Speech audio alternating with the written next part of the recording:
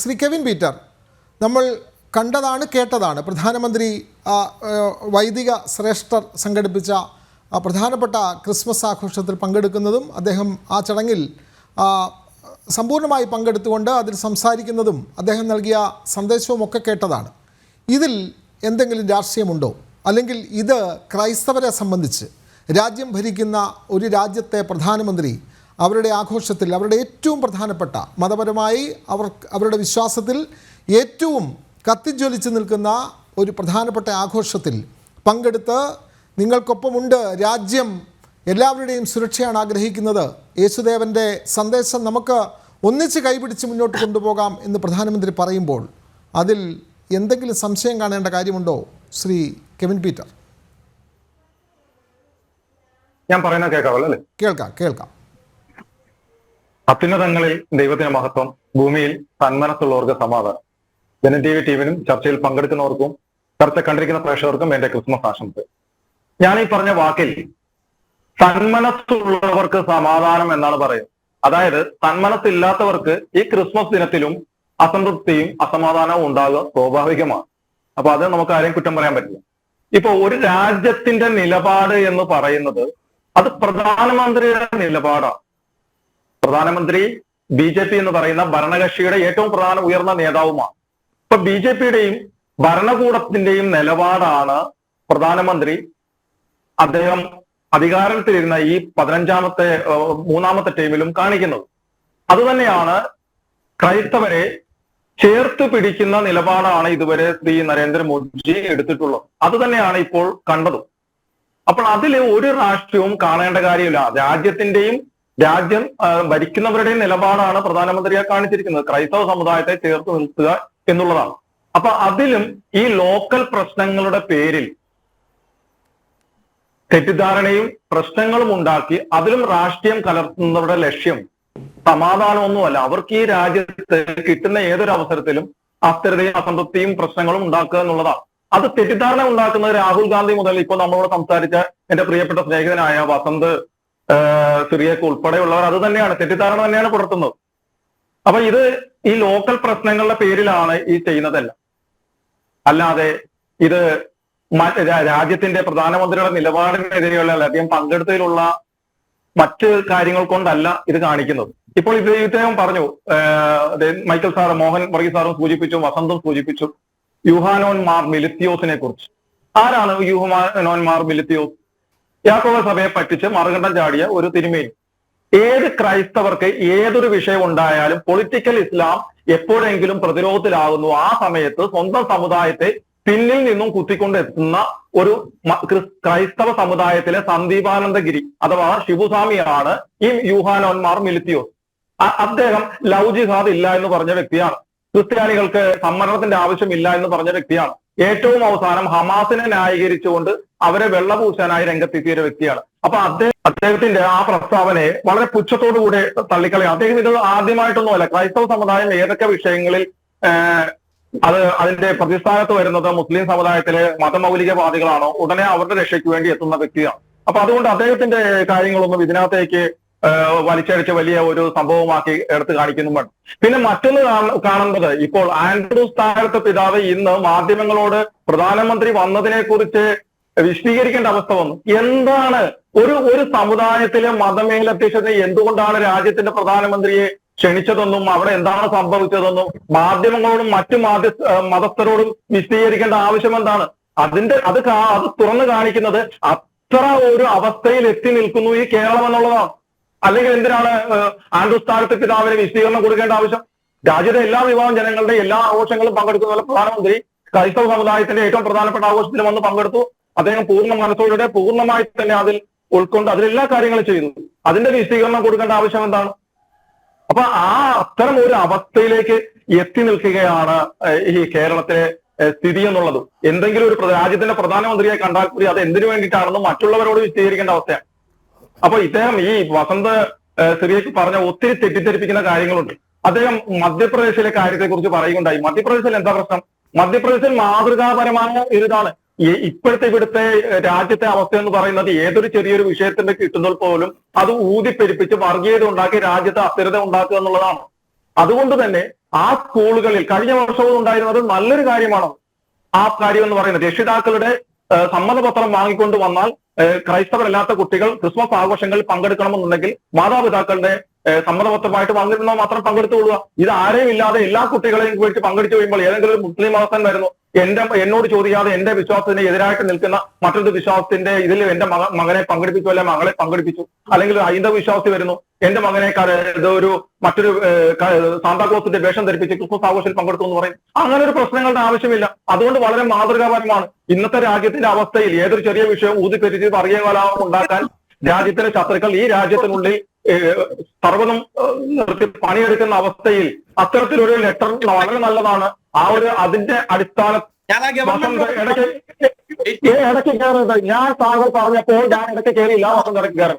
വസന്ത് ഇടയ്ക്ക് കയറും. ഞാൻ പറഞ്ഞു കഴിയട്ടെ. കുട്ടികൾക്ക് എക്സെപ്ഷൻ ഇല്ല ശ്രീ കെവിൻ പീറ്റർ.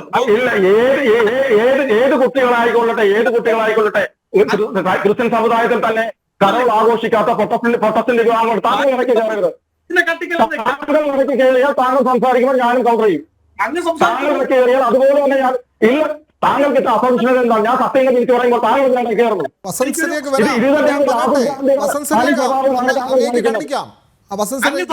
അങ്ങേക്ക് ഖണ്ഡിക്കാം. അദ്ദേഹം പറയട്ടെ. ഞാൻ പറയുമ്പോൾ ഇടയ്ക്ക് കയറരുത്. ഇപ്പോൾ അദ്ദേഹം പറഞ്ഞു ക്രിസ്ത്യൻ കുട്ടികൾ ഉൾപ്പെടെയുള്ളവർ ലെറ്റർ മേടിച്ചുകൊണ്ട് വരണമെന്ന് പറയും. ശരിയായിരിക്കാം. എന്തുകൊണ്ടാണ് ക്രിസ്ത്യൻ സമുദായത്തിൽ പ്രൊട്ടസ്റ്റന്റ് വിഭാഗങ്ങളിൽ ഈ കരോളും പുൽക്കൂട്ടൊന്നും വെക്കാത്ത ആൾക്കാരുണ്ട്. അപ്പൊ അവരുടെ കൂടെ മക്കളുടെ കൺസെന്റ് മേടിച്ചുകൊണ്ട് വരണമെന്ന് പറഞ്ഞില്ല. എന്താണ് തെറ്റ്? ഒരു തെറ്റുമില്ല വസന്ത്. ഇങ്ങനെയൊന്നും പറഞ്ഞു പോകല്ലേ. അതുപോലെ തന്നെ വസന്ത് മറ്റൊരു കാര്യം പറഞ്ഞു. ഇത് പീറ്റർ മെച്ചറോയുടെ കാര്യം പറഞ്ഞു. പീറ്റർ മെച്ചറോ ആരാണ്?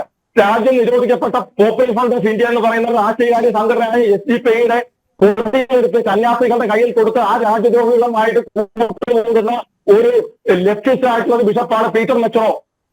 അപ്പൊ അദ്ദേഹം ക്രൈസ്തവ സമുദായത്തിന്റെ പ്രതിനിധിയൊന്നുമല്ല. ഇവിടെ നമ്മൾ വലിയ സമരത്തിൽ കണ്ടതാണ്. ഇവിടുത്തെ പോപ്പുലർ ഫ്രണ്ട് ഓഫ് ഇന്ത്യയുടെ ആളുകളെ വിളിച്ചു വരുത്തിയിട്ട് സ്വീകരിച്ചാനയിച്ചു. സ്വീകരിച്ച ആൾ ഉൾപ്പെടെ ഇന്ന് തീഹാർ ജയിലിൽ കിടക്കുകയാണ്. ആ സമരത്തിന് പേര് വീണത് രാജ്യദ്രോഹികളുടെ സമരം എന്നായിരുന്നു. അതുപോലെ തന്നെ നാളെ പീറ്റർ മെച്ചറോയുടെ പേരിലും ഇതുപോലുള്ള രാജ്യദ്രോഹ ആരോപണങ്ങൾ വരാൻ സാധ്യതയുണ്ട്. അപ്പോൾ അത്തരം SDPI പോലുള്ള രാഷ്ട്രീയ പ്രസ്ഥാനങ്ങളുമായി സഹകരിക്കുന്ന പീറ്റർ മെച്ചറോയൊന്നും ക്രൈസ്തവ സമുദായത്തിന്റെ പ്രതിനിധിയൊന്നുമില്ല. അതൊന്നും പറഞ്ഞിട്ട് പറയേണ്ട കാര്യമില്ല. അടുത്തത് മറ്റൊരു കാര്യം അദ്ദേഹം പറഞ്ഞു. ടോൾ ഫ്രീ നമ്പറിൽ യുണൈറ്റഡ് ക്രിസ്ത്യൻ ഫെഡറേഷൻ UCF കുറിച്ച് പറഞ്ഞു. ആരാണ് UCF? ഏതാണ് UCF എന്ന് പറയുന്ന സംഘടന? ജോൺ ദയാൽ എന്ന് പറയുന്നതും മൈക്കിൾ എന്ന് പറയുന്നതുമായിട്ടുള്ള ഇടതുപക്ഷ അർബൻ നക്സലുകൾ കൂടെ ചേർന്നിട്ടുള്ള രാജ്യദ്രോഹ സംഘടനകളുമായി ചേർന്ന് പ്രവർത്തിക്കുന്ന ഒരു പ്രസ്ഥാനമാണ് യുണൈറ്റഡ് ക്രിസ്ത്യൻ ഫെഡറേഷൻ UCF.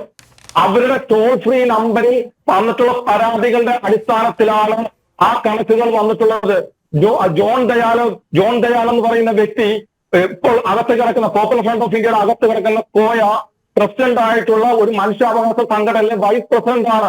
പല രാജ്യം ഉണ്ടായിട്ടുള്ള കർഷക സമരമാകട്ടെ, CA വിരുദ്ധ സമരമാകട്ടെ, മറ്റ് പ്രധാനപ്പെട്ട സമരമാകട്ടെ, ഈ സമരങ്ങളിലെല്ലാം മറ്റ് രാജ്യദ്രോഹ സംഘടനകൾക്കൊപ്പം അർബൻ നക്സലുകൾക്കൊപ്പം വേദി പങ്കിടുകയും സമരങ്ങളിൽ പങ്കെടുക്കുകയും ചെയ്തിട്ടുള്ള ആളാണ് ജോൺ ദയാലും മൈക്കിളും. അവർ പ്രതിനിധീകരിക്കുന്ന യുണൈറ്റഡ് ക്രിസ്ത്യൻ ഫോറം എന്ന ക്രൈസ്തവരുടെ മേലെ കൊണ്ട് വെക്കാൻ വേണ്ടിയിട്ട് വസന്ത് തെങ്ങമ്പള്ളി തിരികെ ശ്രമിക്കേണ്ട ആവശ്യമില്ല. ഞാൻ അടുത്തതിലേക്ക് വരാം. മറ്റൊരു കാര്യം കൂടെ പറഞ്ഞുകൊള്ളട്ടെ. വേറൊരു കാര്യം അദ്ദേഹം പറഞ്ഞു. ഇവിടുത്തെ പുൽക്കൂട് തകർത്ത വിവരത്തെ കുറിച്ച് പറഞ്ഞു. എന്താണ് പാലക്കാട് സംഭവിച്ചത് എന്ന് വളരെ വ്യക്തമായി വിവരങ്ങൾ പുറത്തു വന്നു കഴിഞ്ഞു. പക്ഷെ അത് തെറ്റിദ്ധരിപ്പിക്കാനുള്ള ശ്രമമാണ്. കൃത്യമായി അവിടെ സംഭവിച്ചത് രാഷ്ട്രീയവും പോലീസും ചേർന്നിട്ടുള്ള കളി മാത്രമായിരുന്നു. അവിടെ സംഭവിച്ചത് എന്താണെന്ന് വളരെ വ്യക്തമായി വന്നു കഴിഞ്ഞു. പക്ഷെ ഈ കേരളത്തിലെ എന്തിനേയും വിവാദമാക്കി മാറ്റാൻ ശ്രമിക്കുന്ന ഇത്തരം ഒരു സവിശേഷ സാഹചര്യം, ഏത് കാര്യത്തിലും വർഗീയത കുത്തിക്കയറ്റിക്കൊണ്ട് രാഷ്ട്രീയ മുതലെടുപ്പിന് വേണ്ടി ശ്രമിക്കുന്ന ഒരു സാഹചര്യം നിലനിൽക്കെ ആ VSPയുടെ പ്രവർത്തകർ കാണിച്ചത് സമ്പൂർണ്ണമായ വിഡ്ഢിത്തരമായിരുന്നു. അതൊരിക്കലും പാടില്ലാത്തതായിരുന്നു. സംഘടനാ നേതൃത്വം ശ്രീ കെവിൻ പീറ്റർ അത് സംഘടനാ നേതൃത്വം തള്ളി പറഞ്ഞിട്ടുമുണ്ട്. സംഘടനയുടെ പ്രധാനപ്പെട്ട നേതാക്കൾ എല്ലാം അക്കാര്യം തള്ളി പറഞ്ഞിട്ടുമുണ്ട്. നമുക്ക് കെവിൻ പീറ്ററിലേക്ക് വരാം. തീർച്ചയായിട്ടും അല്ല ഞാൻ പറഞ്ഞ് അവസാനിപ്പിച്ചുകൊള്ളട്ടെ. എനിക്ക് വസന്തിനോട് പറയാനുള്ളത് പറഞ്ഞ് അവസാനിപ്പിച്ചുകൊള്ളട്ടെ. അത് കഴിഞ്ഞിട്ട് എനിക്ക് അടുത്ത ആളിലേക്ക് പോയിക്കോളൂ. ഞാൻ 3 പേര് പറഞ്ഞപ്പോൾ ക്ഷമാപൂർവ്വം കേട്ടിരുന്ന ആളാണ്. അപ്പോൾ ഇപ്പൊ ഇതിന്റെ പേരിൽ കരോൾ സംഘടിപ്പിക്കുന്ന DYFIക്കാരോടും യൂത്ത് കോൺഗ്രസ്സുകാരോടും വസന്ത് ഉൾപ്പെടെയുള്ള യൂത്ത് കോൺഗ്രസ്സുകാരോടും എനിക്ക് ചോദിക്കാനുള്ളത്, നിങ്ങൾ കഴിഞ്ഞ വർഷം കാസർഗോഡ് മുസ്തഫ എന്ന് പറയുന്ന ഒരു മതഭ്രാന്തൻ അവിടുത്തെ കമ്മ്യൂണിറ്റി ഹെൽത്ത് സെന്ററിൽ ഇരുന്ന പുൽക്കൂട് എടുത്തുകൊണ്ടുപോയി അതിൽ തിരുസ്വരൂപങ്ങൾ ഉൾപ്പെടെ തോട്ടിലെറിഞ്ഞു. നിങ്ങൾ അങ്ങോട്ട് പ്രതിഷേധിച്ചോ? ആ പുൽക്കൂട് കൊണ്ട് പുനഃസ്ഥാപിച്ചോ? അവിടെ നിങ്ങൾ ചെയ്തില്ലല്ലോ. നിങ്ങൾ അനങ്ങിയില്ലല്ലോ. അതേ മുസ്തഫ ഏതാനും മാസങ്ങൾക്ക് ശേഷം വിശുദ്ധ ബൈബിൾ ഡീസൽ ഒഴിച്ച് കത്തിച്ചു. നിങ്ങൾ പ്രതികരിച്ചില്ലല്ലോ. ഏതാനും ആഴ്ചകൾക്ക് മുമ്പ് തലശ്ശേരി രൂപതയിൽ ഒരു പള്ളിയിൽ നിസ്കരിക്കാൻ ഇടം കൊടുക്കാത്തതിന്റെ പേരിൽ കന്യാസ്ത്രീകളെ ഭീഷണിപ്പെടുത്തുകയും അവരെ അസഭ്യം പറയുകയും ചെയ്തു. അവിടെ കുമ്പസാരെ കൂട്ടുന്ന വിശുദ്ധ ഉറാറയെടുത്ത് കക്കൂസ് എറിഞ്ഞു. നിങ്ങൾ പ്രതികരിച്ചോ? ഇല്ലല്ലോ. അപ്പൊ ഈ കിട്ടുന്ന അവസരത്തിൽ നിങ്ങൾ രാഷ്ട്രീയ മുതലെടുപ്പിന് വേണ്ടിയിട്ടല്ലേ പാലക്കാട് നിങ്ങൾ കരോള് കളിക്കാൻ പോയത്? ഞാൻ മറ്റു സ്ഥലം ഒരു പറയാം. കൽപ്പറ്റയ്ക്കടുത്ത് പനമരം എന്ന് പറയുന്ന സ്ഥലത്ത്, വയനാട് ജില്ലയിലെ കൽപ്പറ്റയ്ക്കടുത്ത് പനമരം എന്ന് പറയുന്ന സ്ഥലത്ത് 4 ദിവസത്തിന് മുൻപ് അവിടുത്തെ കോപ്പറേറ്റീവ് ബാങ്കിൽ ഇരുന്ന്, അവിടെ കോപ്പറേറ്റീവ് ബാങ്ക് ഭരിക്കുന്നത് UDF ആണ്. UDFന്റെയും കൂടെ മാറിയാണ് അവിടുത്തെ നേതൃത്വം കൈയാളുന്നത്. ഈ പറയുന്ന പനമരത്തെ കോപ്പറേറ്റീവ് ബാങ്കിൽ പുൽക്കൂടും ക്രിസ്മസ് ട്രീയും സ്ഥാപിച്ചിരുന്നു. അവിടുത്തെ മതമൗലികവാദികൾ, ആ UDFന്റെ കൂടെ നിൽക്കുന്ന മതമൗലികവാദികളുടെ എതിർപ്പ് കാരണം ആ ക്രിസ്മസ് ട്രീയും പുൽക്കൂടും എടുത്ത് മാറ്റേണ്ടതായിട്ട് വന്നു. നിങ്ങൾ എന്തുകൊണ്ടാണ് ആ വിവരം അറിഞ്ഞിട്ട് അങ്ങോട്ട് നിങ്ങൾ മാർച്ച് നടത്താതിരുന്നത്? നിങ്ങളുടെ മാധ്യമങ്ങൾ എന്തുകൊണ്ടാണ് ചർച്ച ചെയ്യാതിരുന്നത്? അവിടെ ഇപ്പോൾ ആൾക്കാരുടെ പ്രതിഷേധവും സോഷ്യൽ മീഡിയയിൽ ആ വിവരങ്ങൾ വന്നതിനെ തുടർന്ന് രണ്ടാമത് ട്രീ കൊണ്ട് സ്ഥാപിച്ചിട്ടുണ്ട്. ഇപ്പോഴും പുൽക്കൂട് അവിടെ വെച്ചിട്ടില്ല. ഞാനിതിപ്പോൾ ജനം ടിവിയിലൂടെ പറഞ്ഞതിന്റെ പേരിൽ നാളെ രാവിലെ ചിലപ്പോൾ അവിടെ പുൽക്കൂട് വരാം. പക്ഷേ ഈ 4 ദിവസത്തിന് മുമ്പ് അവിടുന്ന് മതമൗലികവാദികളുടെ ഭീഷണിക്ക് വഴങ്ങിക്കൊണ്ട് അവിടുത്തെ ക്രിസ്ത്യാനി കൂടിയായിട്ടുള്ള ആ ബാങ്കിന്റെ ചുമതലക്കാരായ പ്രധാനപ്പെട്ട വ്യക്തിയുടെ നിർദ്ദേശപ്രകാരം തന്നെ ക്രിസ്മസ് ട്രീയും അവിടുന്ന് പുൽക്കൂടും എടുത്ത് മാറ്റുകയുണ്ടായി. അപ്പൊ ഇതൊക്കെ ഇവിടെ നടക്കുന്നുണ്ട്. നിങ്ങളിപ്പോ പറഞ്ഞല്ലോ സാന്താക്ലോസിന്റെ വേഷം ധരിച്ചാണെന്ന്. ഒരു ക്രിസ്ത്യൻ പരിപാടിയിൽ കറുത്ത വസ്ത്രം ധരിച്ചുകൊണ്ടാണ് പറഞ്ഞു. അതിന്റെ പേരിൽ 4 കുട്ടികൾ വീട്ടിൽ നിന്നും വന്ന് പർദ്ദയിട്ടുകൊണ്ട് വന്നു. ആ പർദ്ദയിട്ട കുട്ടികളെ ആ പരിപാടിയിൽ പങ്കെടുപ്പിച്ചതിന്റെ പേരിൽ മതമൗലികവാദികൾ ആ സ്കൂളിൽ കയറി അവിടുത്തെ ഹെഡ്മിസ്ട്രസിനെയും മാനേജറെയും ഭീഷണിപ്പെടുത്തി അവരെ കൊണ്ട് മാപ്പ് പറയിച്ച് ആ വീഡിയോ ചിത്രീകരിച്ച് പ്രചരിപ്പിക്കുകയും ചെയ്തു. അവിടോട്ട് നിങ്ങൾ മാർക്ക് നടത്തിയോ? ഈ കരോള് കളിക്കാൻ പോയത്. അപ്പൊ നിങ്ങളുടെ ഇത് പറയുന്നത് ശ്രീ കെവിൻ പീറ്റർ, കോളേജിൽ ഒരു ക്വസ്റ്റ്യൻ പേപ്പർ തയ്യാറാക്കിയതിന്റെ പേരിൽ ഒരു കോളേജ് അധ്യാപകന്റെ കൈ വെട്ടിക്കളഞ്ഞ നാടാണ് കേരളം. അപ്പോൾ അതിലൊന്നും വലിയ പ്രതിഷേധമോ വലിയ ഹർത്താലോ ഒന്നും കേരളത്തിൽ ഈ പറയുന്ന പാർട്ടികളുടെ പേരിലൊന്നും കണ്ടില്ല.